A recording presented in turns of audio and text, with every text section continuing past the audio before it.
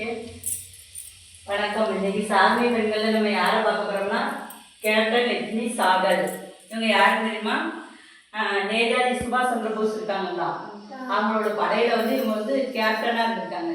முதல் கேப்டனா இருந்திருக்காங்க. அப்படின்னா பொம்பளையாவே வெளியில வர்றதே பெரிய கஷ்டம் தான்.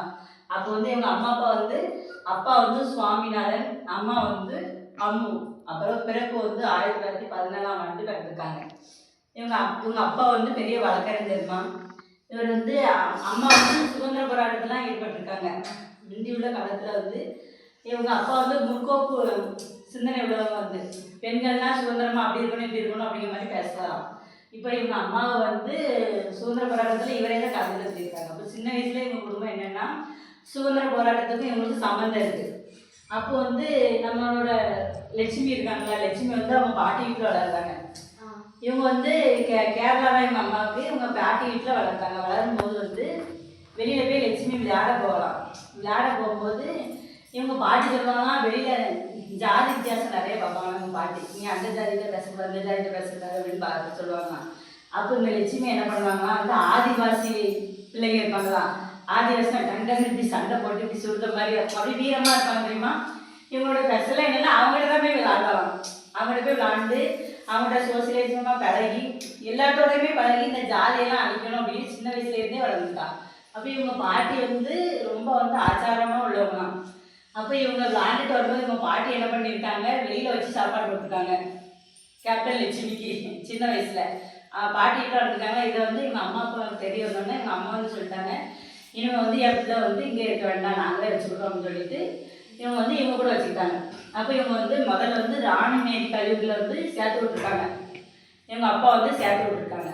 அப்போ இவங்க அதில் நான் படிக்க மாட்டேன், நான் டாக்டர் தான் படிக்கணும்னு சொல்லிட்டு ரெண்டாவது சென்னையில் மெட்ராஸில் மருத்துவக் கல்லூரியில் படிச்சிருக்காங்க. மருத்துவக் கல்லூரியில் படித்து பெரிய மருத்துவர். அதுக்கப்புறம் மாபெரும் மருத்துவர்னா இந்த பேர்காலத்துக்கு பார்ப்பாங்களா, அதெல்லாம் சிறந்த டாக்டருங்க பட்டமும் வாங்கியிருக்காங்க. இப்போ இவங்களுக்குள்ள சாதாரணமாக தான் போயிட்டு இருக்கு வாழ்க்கை. ஒரு மருத்துவராக இருக்காங்க. இவங்க வாழ்க்கை ஸ்மூத்தாக போயிட்டு இருக்கும்போது இவங்க சுபாஷ் சந்திர போஸை ஒரு தடவை பார்க்காங்க. இவர் சிங்கப்பூருக்கு வரும்போது இவங்களை பார்க்குற சந்தர்ப்பம் கிடைச்சோடனே சிங்கப்பூரில் சுபாஷ் சந்திர போஸ் சுதந்திரத்தை பற்றி ரொம்ப பேசும்போது அவங்க மேலே ரொம்ப ஈர்ப்பு வந்தது. சரி நம்மளும் ஏதாவது நாட்டுக்காண்டி செய்யணும் அப்படின்னு இவங்களுக்குள்ளே தோணுது, மனசுக்குள்ளே இருக்குது. ரெண்டாவது இவங்க அப்பா வீட்டுக்கு இவங்க பேர் சுகாசினி அப்படிங்கிறவங்க வீட்டில் தங்குறதுக்கு வராங்க. சுகாசினா நம்ம ஜரோஜி நாயுடு பற்றி கதை எழுதிருக்கோமா, கதை சொல்லிருக்கோமா, அவங்களோட தங்கச்சி தான் சுகாசினி. ஆமா, அவங்க பார்த்துக்கோங்க விராட் கொலை வழக்கில் தேடப்பட்டிருக்காங்க. ஒரு கம்யூனிஸ்ட் கட்சியில் உள்ளவங்க அவங்க ஒரு சுதந்திர போராட்டத்தில் உள்ளவங்க தான். கொலை வழக்கில் தேடப்பட்டவங்க இவங்க அடைக்கல் கொடுத்துருக்காங்க. அப்போ இவங்க கம்யூனிஸ்ட்ல ஒரு 10 ஆள் இருக்காங்க சுகாசினி அப்படிங்கிறவங்க. இவங்க பேச்சு 2 பேரும் நட்பாக பழகிட்டாங்க.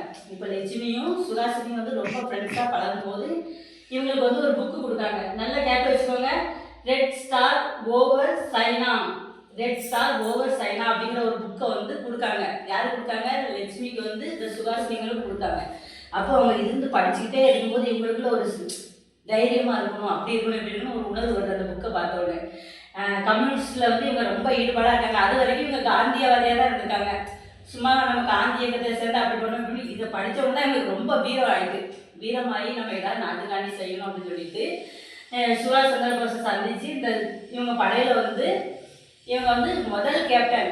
இது எவ்வளோ பெரிய விஷயம். பெண்களை வெளியவே அனுப்பவே மாட்டாங்க. அப்போ டாக்டராக இருந்த ஒரு பெண் நம்ம நாட்டுக்காண்டி ஒரு தனி படை சுகாதாரத்தை அமைச்சிருக்காரு. இதில் கேப்டனாக இருந்து மொத்தம் இவங்க 20 பேர் 25 பேர் தான் இவங்க முதல்ல படையில் இருந்திருக்காங்க. இவங்களோட முழு முயற்சியால் மொத்தம் 1500 பெண்கள் சேர்ந்துருக்காங்க. எதில் சேர்ந்துருக்காங்க? இராணுவ பிரிவில் சேர்ந்துருக்காங்க. இராணுவ பிரிவில் இவங்க படித்தவங்க தான் இல்லையா, சேர்ந்தவங்க ரப்பர் தொழிலாளி, இந்த வேலை பார்க்குறவங்க, அவங்க எப்படியாவது நம்ம நாட்டில் சுதந்திரம் கிடைக்கணும் அப்படின்னு சொல்லிட்டு அதில் ஈடுபட்டுருக்காங்க. இப்போ அவங்களுக்கு பூரா ஆயுத பயிற்சி கொடுக்குறது, சண்டை சொல்லிக் கொடுக்குறது, வீர விளையாட்டுகள் சொல்லிக் கொடுக்குறது, அதுபோல் யார் செஞ்சுருக்கா? நம்ம லட்சுமி அவங்க செஞ்சுருக்காங்க. அப்போ எத்தனை பெண்கள் நம்ம சுதந்திரத்துக்காண்டி பாடுபட்டுருக்காங்க பாருங்க. 1500 பேர் அப்பவுமே சண்டை போட்டு எல்லாம் சொல்லிக் கொடுத்து. அப்போ இது ரொம்ப சாதனை நேரத்தில் பண்ணால் நம்ம லட்சுமியை சொல்லலாம்.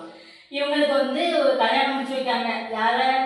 RKN ராவ் என்பவரை இவங்க அம்மா அப்பா கல்யாணம் முடிச்சு வைக்காங்க. அந்த கல்யாண வாழ்க்கையே ஏதோ சந்தோஷமாக அமையல, டைவர்ஸ் ஆயிடுது. அதுக்கு பிறகு பிரேம்குமார் அப்படிங்கிறவர் வந்து இவங்க கூட படித்தவங்க வந்து 2வது காதல் திருமணம் பண்ணிக்கிட்டாங்க. இவங்களுக்கு வந்து ஒரு பெண் குழந்தை பிறகுமா. அந்த பெண் குழந்தைக்கு வந்து யார் பேரை வைக்காங்க? சுகாசினி பேரை வைக்காங்க. ஏன்னா அவங்களால தானே அவங்களுக்கு அந்த எழுச்சியே உள்ள வந்துச்சு. அதனால அந்த சுகாசினிக்கு அந்த பேரை வைக்காங்க. அப்புறம் கம்யூனிஸ்ட் கட்சியில் வந்து மாநிலங்களவை உறுப்பினராக இருந்தாங்க. 1971 இருந்துட்டாங்க. அதுக்கப்புறம் வந்து 1998 வந்து இவங்களுக்கு வந்து பத்மபூஷன் விருது அப்படி கொடுத்துருக்காங்க. அது பெரிய விருது, யாருக்குமே கொடுக்காத ஒரு விருது. அப்போ இவங்க வந்து பார்த்தீங்கன்னா ஒரு பெண்ணாக இருந்து எவ்வளோ பெரிய சாதனை பண்ணியிருக்காங்க. இவங்களை ஈர்க்கப்பட்டது யாருன்னா நேதாஜி சுபாஷ் சந்திர போஸும் சுகாசினி இவங்களோட கருத்துக்களை உள்வாங்கி இவங்க வந்து தைரியமாக வீரமாக இருந்திருக்காங்க. அப்போ நம்மளும் என்ன செய்யணும்? இவங்களை மாதிரி சாதனை பெண்களாக வரணும். அதுக்காக நம்ம ஒவ்வொரு வியாழக்கிழமையும் ஒவ்வொரு சாதனை பெண்கள் கதை பற்றி ஓகே சொல்லுதோன்னே இதே மாதிரி சாதனை பெண்களாக இருக்கீங்களா? Very good.